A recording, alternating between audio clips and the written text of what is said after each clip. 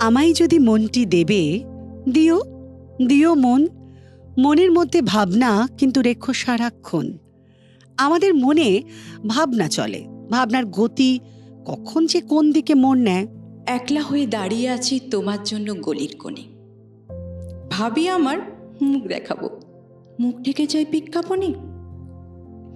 একটা দুটো সহজ কথা বলবো ভাবি চোখের আড়ে, চৌরসেটা ঝলসে ওঠে বিজ্ঞাপনের রং বাহারে। কে কাকে ঠিক কেমন দেখে বুঝতে পারা শক্ত খুবই। হারে আমার বাড়িয়ে বলা, হারে আমার জন্মভূমি। কি অসাধারণ কবি লিখে গেছেন! হ্যাঁ, এখন কিভাবে, কি সাংঘাতিক প্রাসঙ্গিক। প্রতিটা লাইন আমাদের জীবনকে মুখ যেন ঢেকে যায়। একদম আষ্টে পিষ্টে সব দিক থেকে বলছে যে হ্যাঁ এরকমই হয়। কবিতাকে ভালোবাসা কিভাবে? এটা খুব ছোট্ট থেকে আমার মায়ের কাছ থেকে এগুলো শেখা। শঙ্খ ভালো ঘোষের লাগা। পরে এবারে কি শোনাবেন? সুকুমার রায়ের গোপচুরি।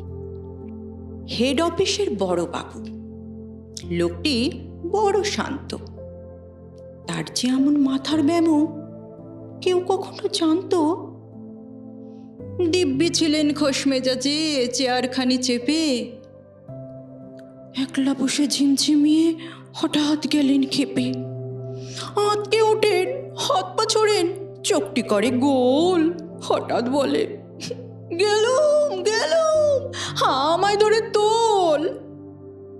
তাই শুনে কেউ বদ্যি ডাকে, কেউ বা হাঁকে পুলিশ, কেউ বা বলে কামড়ে দেবে সাবধানেতে তুলিস। ব্যস্ত সবাই এদিক ওদিক করছে ঘোরাঘুরি। বাবু হাঁকেন, ওরে আমার গোপ গিয়েছে চুরি। গোপ হারানো আজব কথা, তাও কি হয় সত্যি? গোপ জোড়া তো তেমনই আছে, কমেনি এক রত্তি। সবাই তারে বুঝিয়ে বলে, সামনে ধরে আয়না। মোটেই গোপ হয়নি চুরি, কখনো তা হয় না। রেগে আগুন, তেলে বেগুন, তেড়ে বলেন তিনি, কারোর কথায় ধার ধারি নে, সব বেটাকেই চিনি।